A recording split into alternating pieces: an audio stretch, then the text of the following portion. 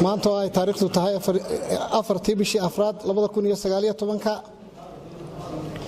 waxaa halkan isugu yimi oqaasha iyo waxgaradka beesha Arab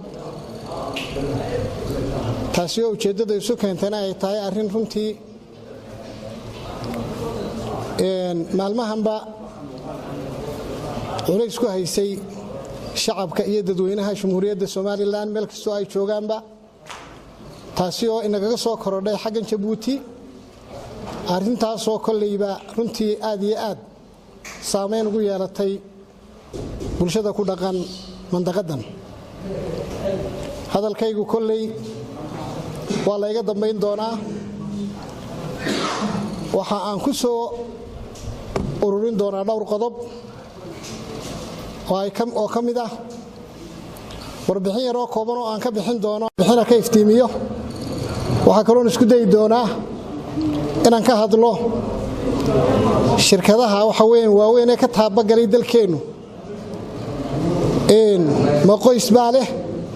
ma qaran baa leh mise qabiil baa leh waxaan kaloo ka hadli doonaa haddii Ilaahay yidhaaho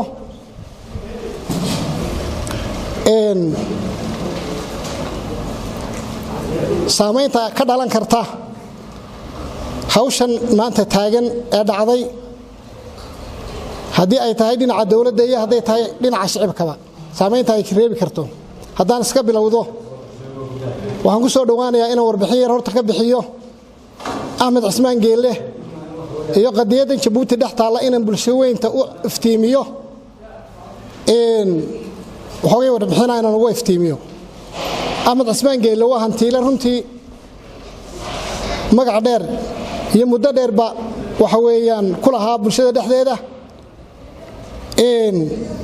hantidiisa ugu faraha badan lina waxay taalay Djibouti marka laga tago dalalka kale halka uu ahayd rugta ee hantidiisu ay ka asaasantay waxay ahayd Djibouti waxa uu ku lahaa 10 shirkadood hantida marka 10 shirkadood oo kollayba magacyadooda iyo dhiteeshooda dib wixii looga baahdo dib ka faahfaahin doono waxa markaa dhacday 10 shirkadoodba inay la wareegtay Djibouti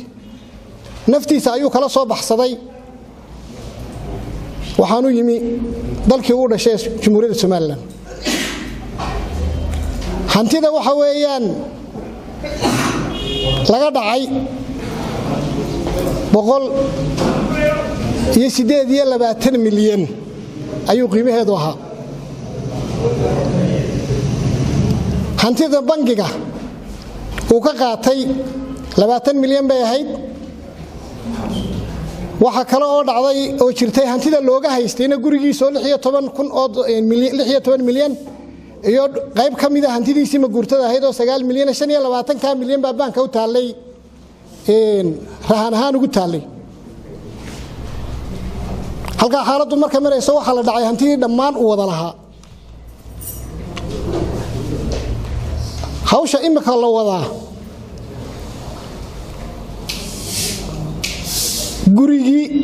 gurigiisii iyo hantidii 25 bilyan ku qiimaysnayd waxay u dirsadeen looyaro iyo maxkamadahooda waxaanay ku qiimaysteen 14 milyan oo kaliya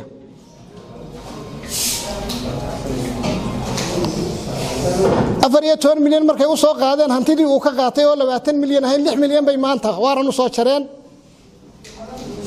waxaanay u soo gudbiyeen maxkamadaheena xeer ilaalinta cadaaladda iyo waxa weeyaan arimaha muhiimaddu markay taasi warbixin tahay waa arki kartaan ama waa dareemi kartaan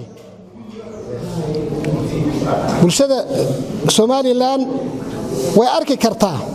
hantida laga hayay iyo xoolaha waxa weeyaan maanta loo haystay marka horeba inay lacag ka badan ay haysteen oo ayagu lahaayeen oo ay gacanta ku haysteen waa dareemi kartaan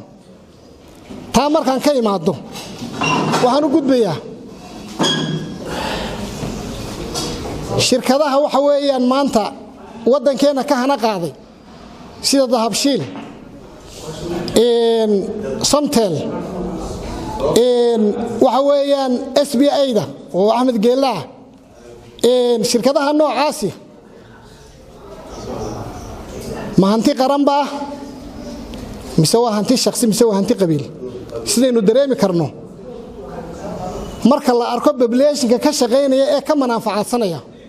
marka la arko cashuurta dalka ka soo galaysa marka la arko caawimada ay u geysanayaan dalkooda tusaale ahaan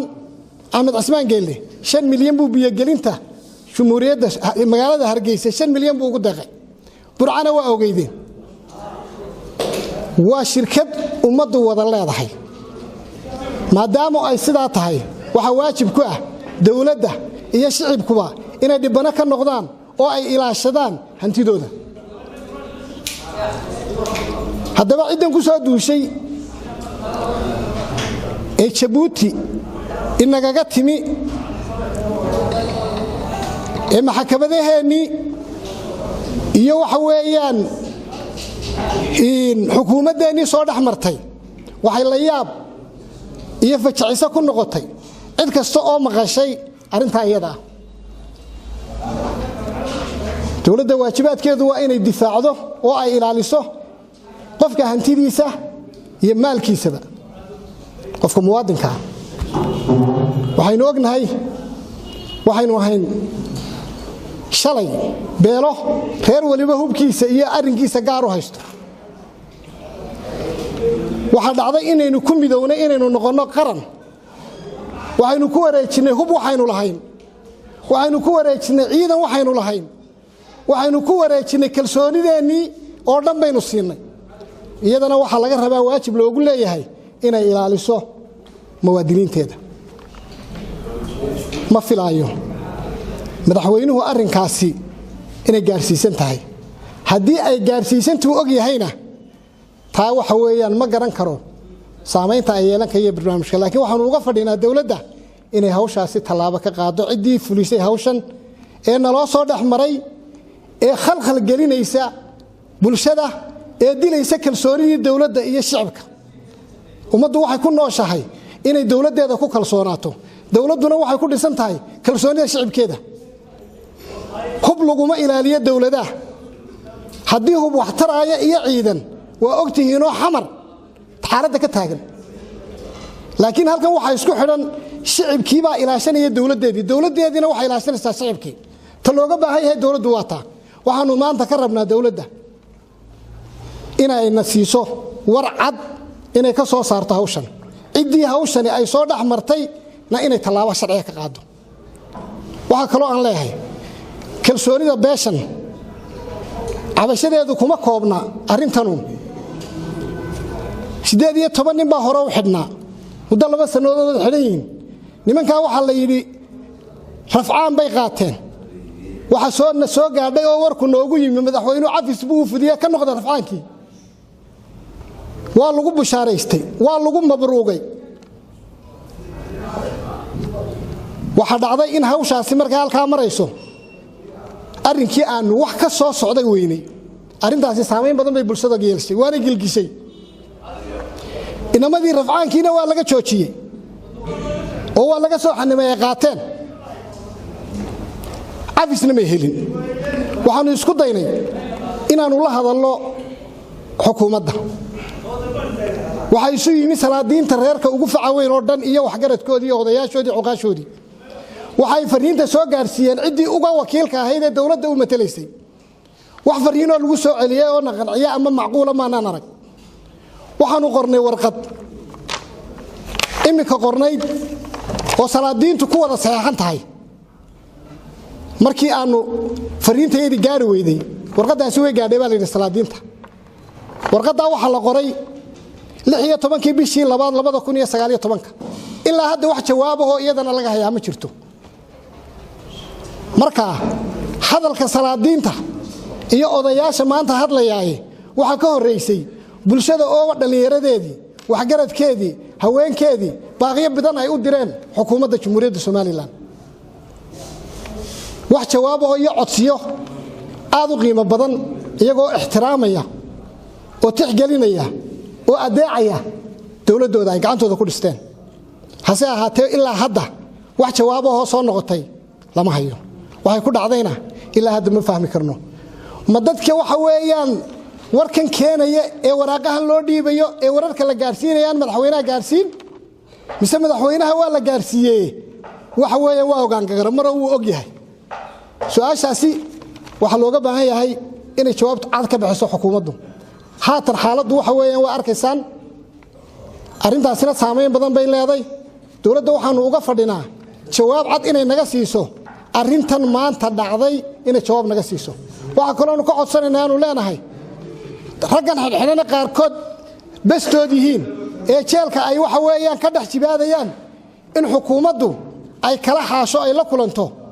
waxa weeyaan dadka matalaya iyo odayaashooda waxaan kaloo ku soo gabagabayn lahaa waxaan taageero u muujinayaa salaadiinta beelweynta Arab oo baaq aad u qiimo badan jeediyay waxa lagu yaqaanay beeshan ma aha dad miidiyaha iyo waxa weeyaan afka ku macaasho maaha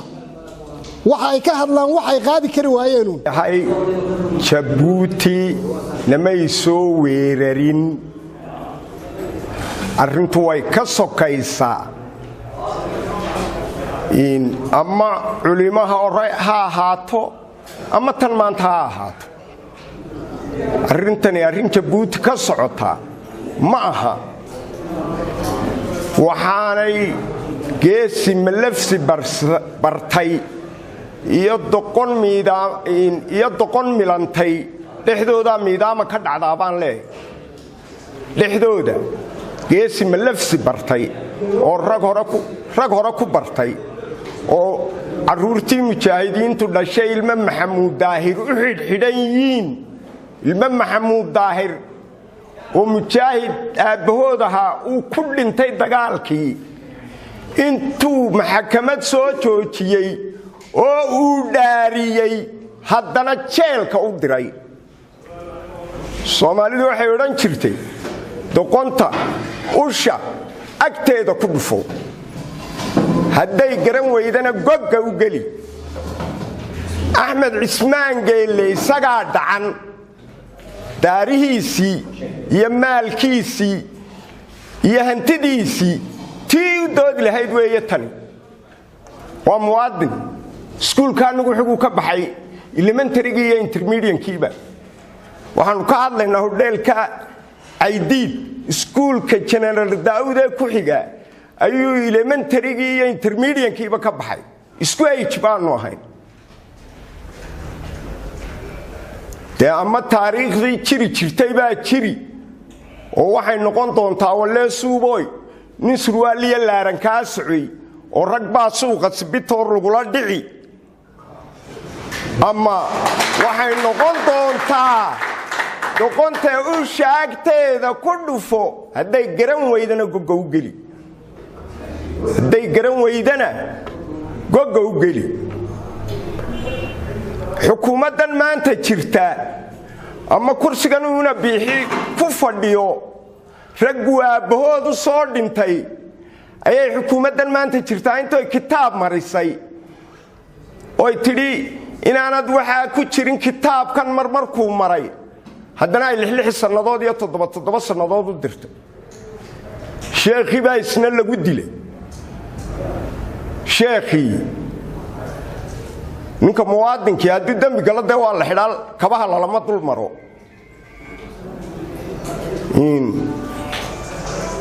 xadhigan malaa shaanidii la tuurayay baaba ayaaba ka cuslayd shaanidii la tuurayay ayaaba malaa xadhigan ragga ka cuslayd waxaanu leenahay in nin araba Hargeysa dhexdeeda istaafilaaliyo iyo inuu rag badan ilaalin waxa dhici doonta ayadu rag badan ilaalin doona istaaf arrinta waxaanu leenahay Jabuuti nugumay soo duulin halkan noogumana iman karto hantidayadii bay haysataa hantidayadii ayay haysataa oo ku maqan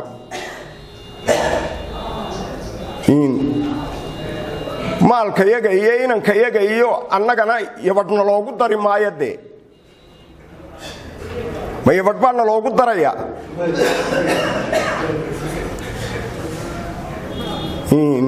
inantu hadday xoolo doonayso dee hadhex timaado tolkeed baanu nay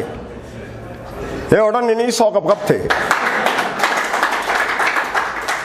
hadalka runtaa laga sheego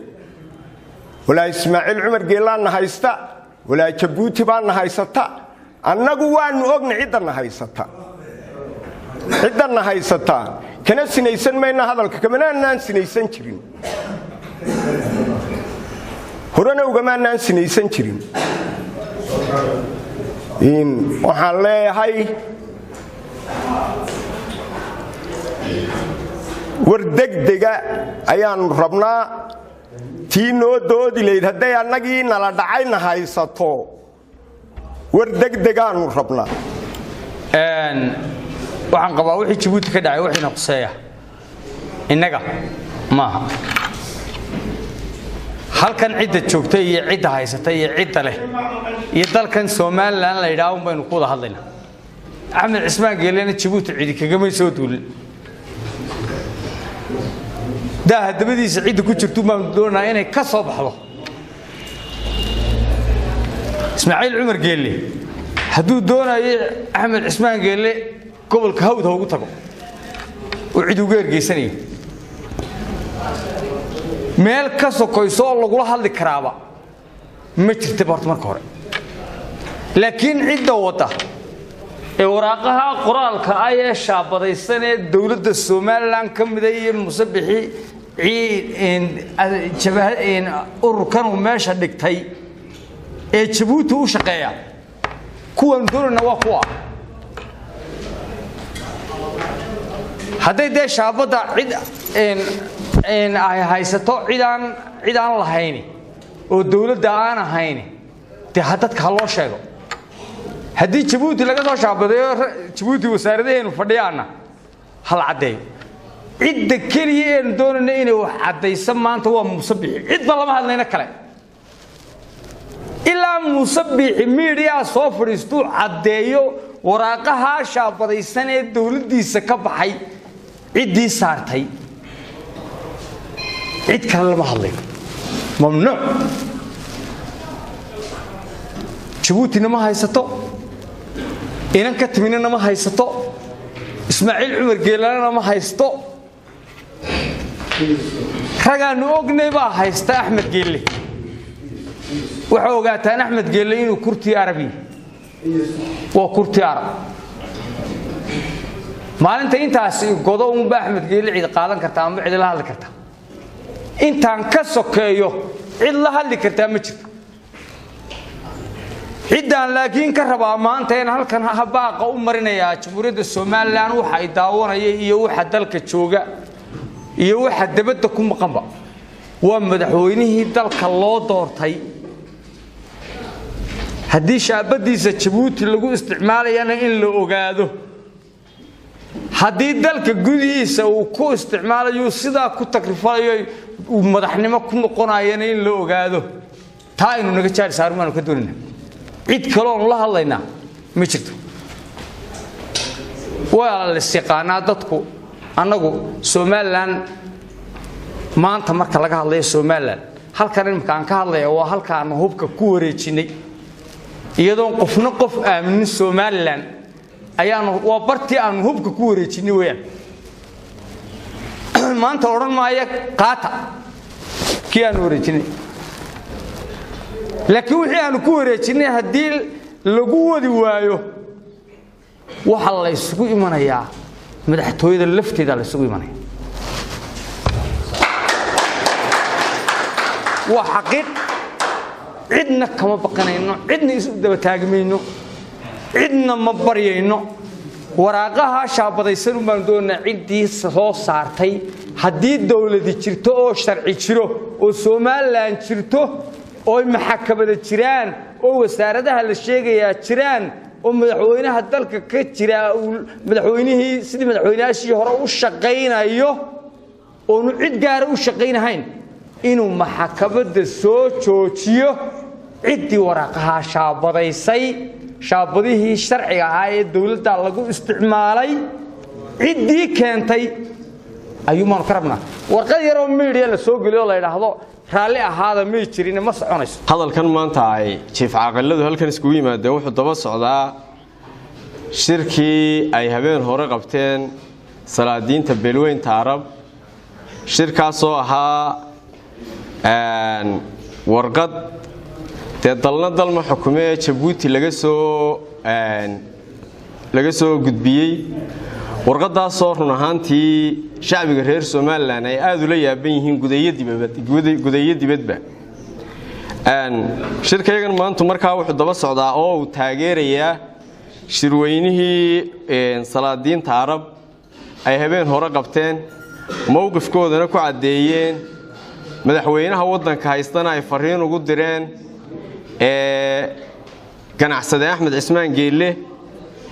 iyo xaaladan taagan taayadan maanta haddaan u soo noqdo shakhsiyan ama ka jiif caaqil ahaan laba qodob baan ka hadlayaa labada qodob waxay kala yihiin ganacsade Axmed Cismaan Geelle iyo dhalinyarada iyo culimada xidhan ee muddada badan xidhnaa aan ku horeeyay ganacsaduhu horta waa waddankiisii buu joogaa Jamhuuriyadda Soomaaliland Jabuuti oo dalkiisii labaad ahaana dhacba kaga dhacay lagu dhacay naftiisii buu la soo baxsaday ganacsadihii oo waddanka la yimi maal wixii uu hayay halkii bay waxna ku xayiran yihiin waxna lagu dhacay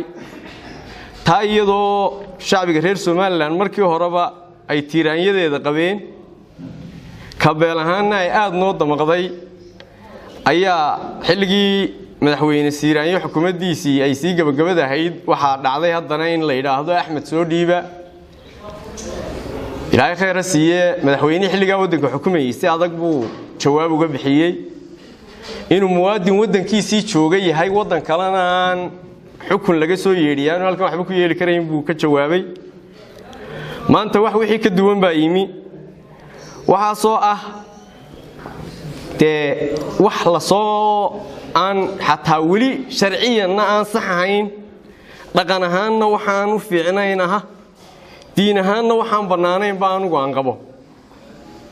nin la dhacay baanu haddana isagoo dalkiisii u soo baxsaday oo naftiisii marka maalkiisii la qaatay naftiisiina la haystay naftiisii la soo qaxay aan daba socona waa rinaadiya aad u adag waxaan leeyahay Axmed oo quri arrinkan laguma socdee waa arrin lagu wada socdo ka uqaal ahaan si salaadiintu hore u sheegtay ilaa maanta ilaa maalintii 19 Suldaan Maxamed Allah u naxariistay oo hubka dhigistii ugu horeysay Soomaaliland bilaabay beeshu nabad bay ka shaqeynaysaa madaxweyne dana badan iyo arrimo badan oo leenahay waxaan uga hadli weynaa cid kale idinku kol hadaa nabadgelyada Soomaaliland ku suntantiin idinku dayan doonto dan leh ha ka hadlina danta leedihiin idinkoo qaranka ilaalinaya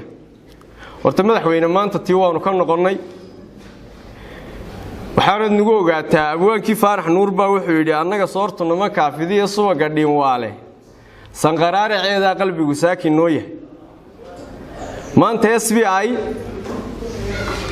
horta waxyeeladeeduna waa waxyeelana la waxyeeleeyay waxtarkeeduna waa waxtar qaranku leeyahay oo dadka wala midnahay deefaanu beelaha Soomaaliland siday uga faa'iideystaan dheernahay ma jirto laakiin waxyeeladeeda la waxyeeleynayo ayaa nimbaynu jira waxaan leeyahay madaxweyne 24 saacadood inaad arrintaa kaga soo jawaabto kol hadii cuqaashina hadashay salaadiintina hadashay adiga uu war laga sugayo wasiir wax beeniyay iyo mid wax qirta midna anagu maxay hayday madaxweyne uma socono waxaan madaxweyne doonaynaa adiga ummadani ku dooratay mowqifkaada arrinka ka taagan tahay hadii dawlad ahaan aad arrinka aanu gardarrada u aragno oo goshahay oo qayb ka tahay inaad cadayso hadii aad nagala xun tahayna inaad cadayso waliba madaxweyne Muuse Bixi oo madaxweyne mujaahida waqti badan iyo way aragnimo badan ay u filayay waxaan eegayba inuu aanay intanba jawaabta soo gaadhin oo goor hore yidhaahaba jinnaa wadaada waar warqadan horta yaa nala soo galay oo madaxweynuhu si cad uga hadlo oo uga badheedho tiina may dhicin kasta degdegi maynee madaxweyne 24 saacadood oo kalena waanu ku eegaynaa intaa kadib sidii salaadiintu ku baaqday baaqaasaan ula qabnaayo beeshu shir bay iskugu tagaysaa wixii shirka ka soo baxana waa loo wada joogi doonaa madaxweyne taasi waa taa dhalinyarada iyo culimada oo arrinkooda la majara habaabiyay siyaabo badan xukuumaddu ay u suuldaartay wax xukun argagixiso ku dhacayna aanu jirin laakiin kicin dadweyne iyo waxyaabo la mid ah xukunnadii kuwaasba cadaalad darro aan lagu xukumay ay ahaayeen madaxweyne madax meel ka sarreyso la taabtaa ma jirtee maanta arrintaa intii aanu ka aamusi karayna waanu ka aamusnay naftii bay maraysaa taasna madaxweyne waddankan xaadir baad u ahayd oo rag baa jeelka lagala soo baxay haddii aad bulshada iyo madax dhaqameedka salaadiinta dhallinyarada haweenka beeshu qaybaha kala gedisanee maalin walba baaqeedu saxaafadda uu maraya aad tixgelin weydo jeelka ayaanu madaxweyne kala soo bixi doonaa anigu badin maayo hadalka beeshani wax badan bay tirsanaysay haddana tiiba tu ka daran baa ka daba timidoo deetani somalilan oo dhan bay dhax u ahayd annagu maanaan moodan inay reer tahay anigu si xukuumadda keliyaan la hadlayaayo annagu madaxweynaan doorannay maalintii u horreysay wuxuu yidhi rag badan baa odhan doona fartayda eeday wallaahi anigu waxaan u malaynaya beelo badan odhan doona fartayda eeday adu nin baad sheegaysaa hadday tani ku sii socoto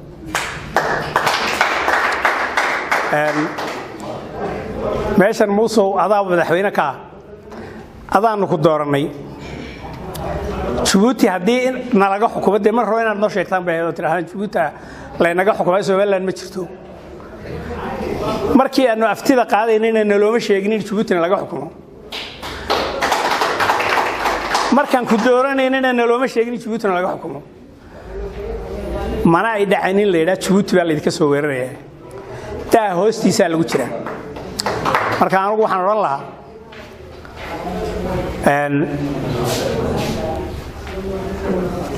in aad hawsha farageliso cidii hawsha samaysayna sharciga aynu samaysanay inaad keento maxkamadaas waayo muwaadin reer Somaliland oo wixii hantidiisiiba la soo dhacay oo aad og tahay in haddana dulmi lagu soo doonto isagoo hantidiisiiba maqan tahay ee waxaan filaynaa ma meesha yaalana ma marka anagu cid kalena dooni meena cid kalena la hadli mayne madaxweyne adaan ka sugayna hawshaas adaananu ku dooranay anagu dad kale ma aanan dooran haddii aanu ku dooranayna jawaabta adaan ka sugayna taas waxa weeyaan marka shirka jiraad wuxuu daaran yahay arinta Djibouti ee Axmed Cismaan Geelle kaga wajahan ee nagaga timid ee la soo waariday iyadoo safaariga Hargeysa la keenay arinta waxaan leeyahay waxa jira wax muqaddasaad oo lama taabtaan waxyaabaha lama taabtaanka ah ee muqaddasaadka beelaha iyo ummadaha diimaha haysta ay leeyihiin waxa kamid ah culimada madax dhaqameedka madaxda kale tijaarta waxaasi waa muqaddasaad waa lama taabtaan waa biyo kama dhibcaan waa waxyaabaha ay balaayooyinku ka dhacaan Axmed Cismaan Geelle Faarax wuxuu ka mid yahay muqaddasaadka qarankani leeyahay ee lama taabtaanka aan cidinaba taaban karin wuxuu ka mid yahay birmageydada aan cidina hungurayn karin haddii la yiraahdo Axmed Geelle Hargeysa dhexdiisa cid ugu hanjabaysa ama cid ka qabanaysa waxaanu leenahay abwaan Cabdi Iidaan Faarax wuxuu yiri wallahi inaan udaan laga cabayn araxda jiilaalka ya wallahi inaan udaan laga cabayn araxda jiilaalka ceelka Hargeysa haradhiig buu noqon doona ceelka Hargeysa wallahi inaan udaan laga cabayn araxda jiilaalka yiri Cabdi Iidaan ceelkan Hargeysa wuxuu noqon doona haradhiig Somaliland iyo Axmed Cismaan Geellena waa igwal bal anaga Axmed Cismaan Geelle ugu weynba markii Somaliland noqoto iyo Axmed Cismaan Geelle waa equal way isleegiin Soomaaliland oo la waayay Axmed Cismaan Geelle la waayo waxa nagu fudud in Soomaaliland la waayo ya wuxuu nagala weyn yahay qaranku nagala weeyo waa kurkii waa muqaddasaadka waa lama taabtaanki Makka wal Madiina ya reer waliba kabcuu leeyahay ku wareego adeeryaan kabcooyinka la iska durayn hadii kale daadeer waa la isku miyir beelayaayo waxay noqonaysaa in umulo doxdhoco iyo caloolacad marka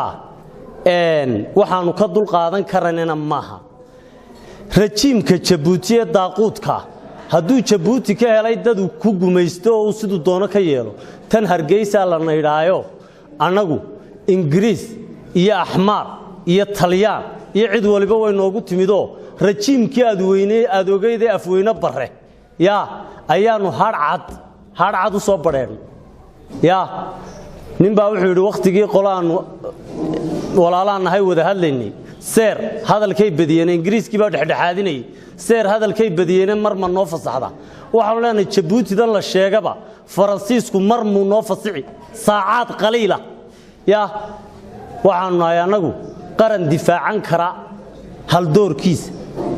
beel difaacan karta madaxdeeda beel aan hore iyo dib toona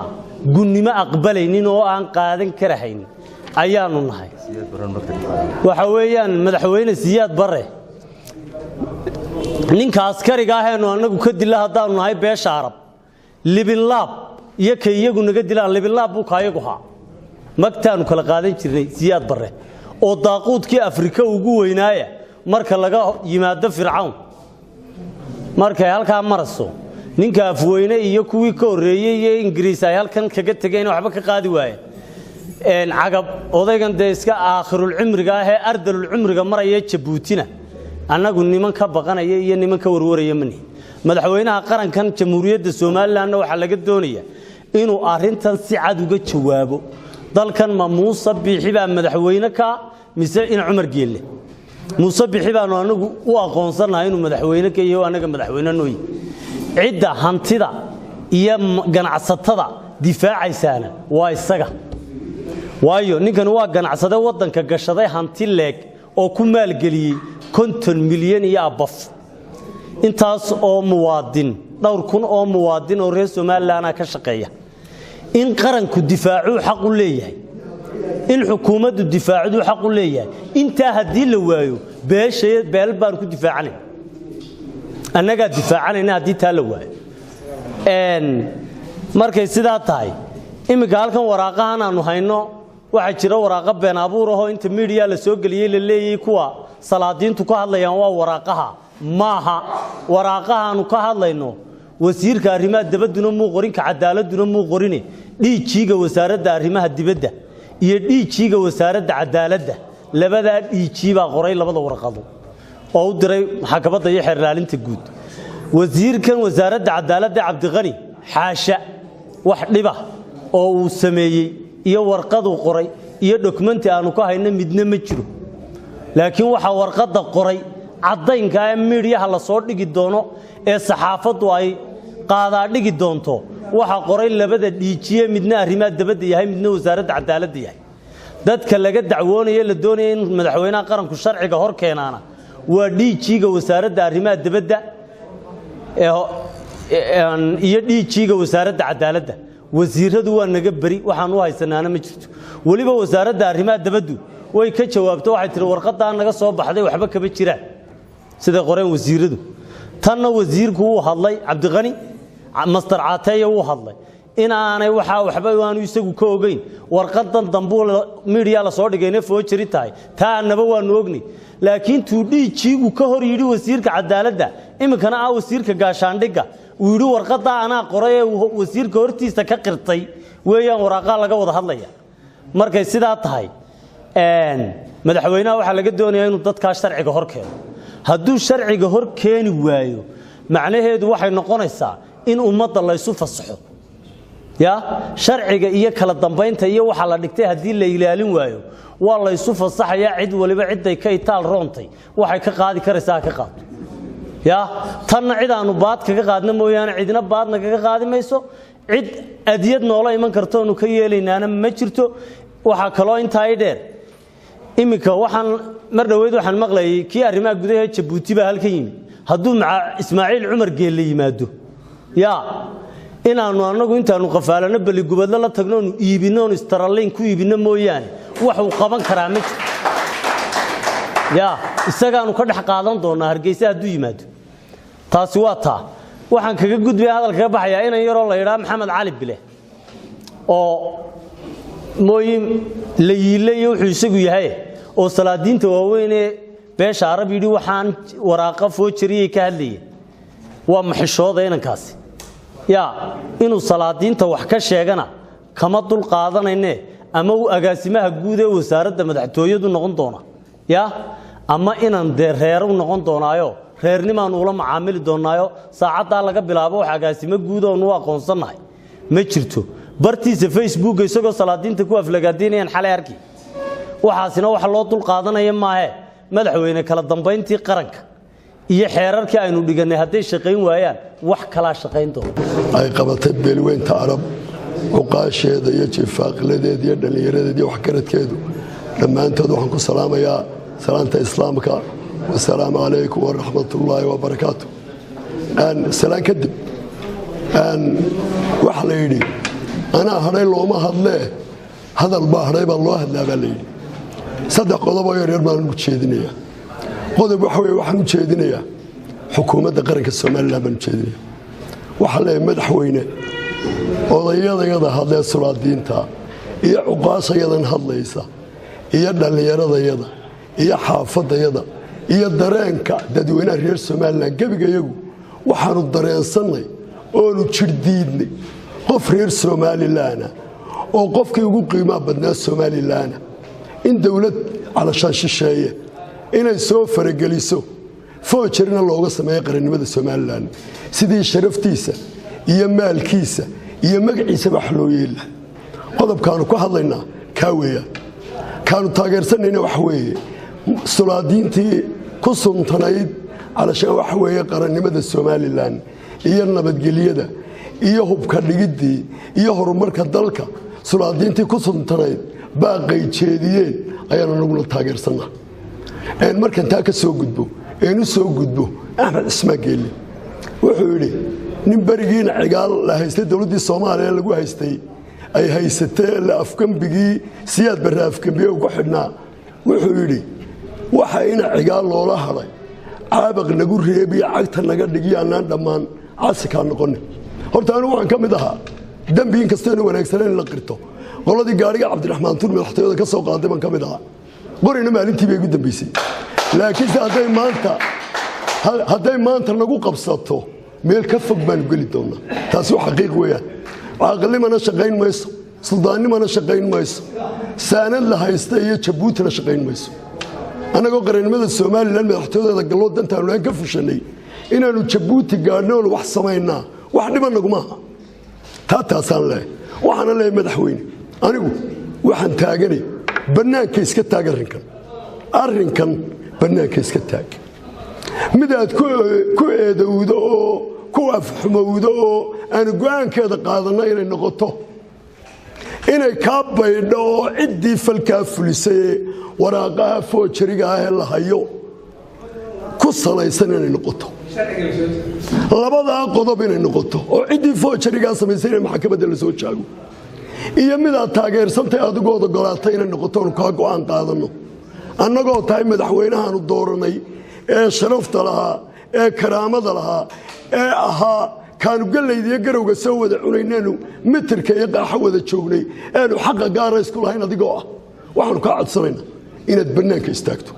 inaad dadka foojarigaa sameeyey qabato ood maxkamadda joojiso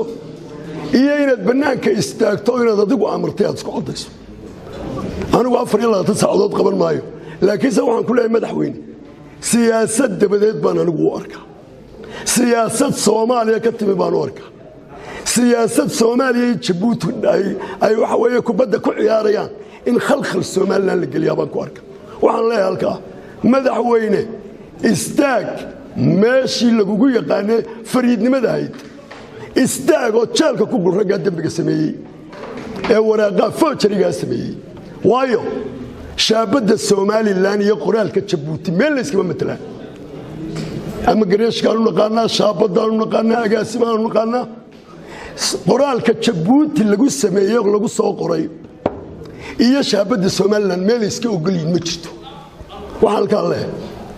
dowladdeenna waa lagu soo duulay jabuuti baana ku soo duushay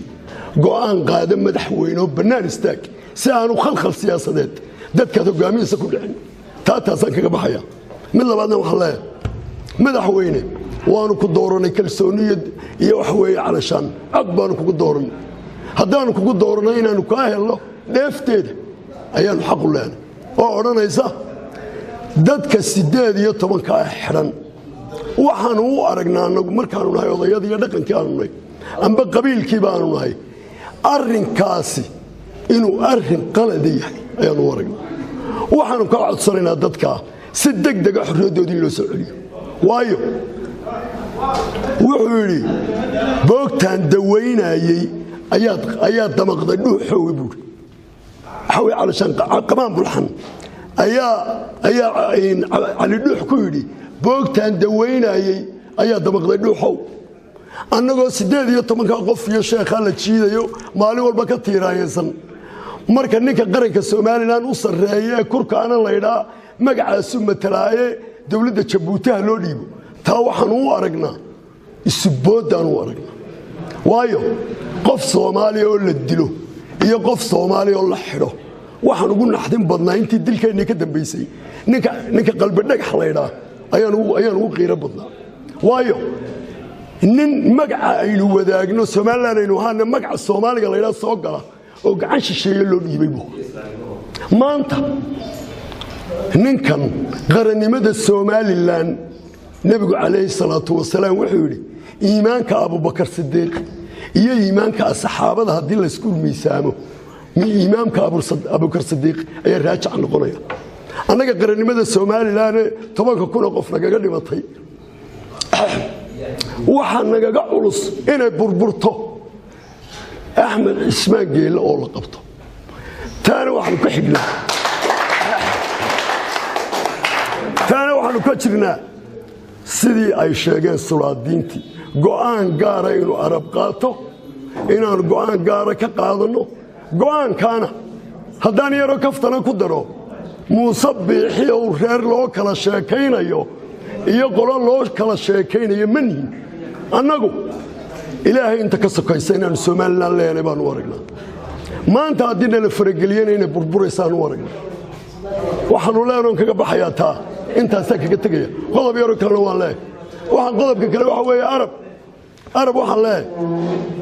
midh yar ma ku daray hayaay kuma dhaliiline talaan arab u hooseyn khalaas hadal badan halkan ma soo istaagin oo waxa dhameeyay odayaashii iga horeeyay horena waxa uu hadlay arintan in maanta halkan u taaganahay waxa uu hadlay salaadiintii beesha wixii aan sugaynay waxa ahayd in laga soo jawaabo hadalkii salaadiintu ay tiri taasi markii ay dhici weyday ayay noqotay inaanu anaguna hadallo arrinkuna intuu hadal taagan yahay taladu way dhowdahay haddii hadalka la qadarin waayana wax kale looga wareegi doonaa oo aan hadal ahayn waxaan igu maqaalaa salaadiintii hadashay in hadalkoodii laga cadhooday la yidhi maxay u hadleen waxa ahayd in laga cadhoodo waaranka jabuuti laga soo jaray ee maanaa filan in laga cadhoodo hadalka salaadiinta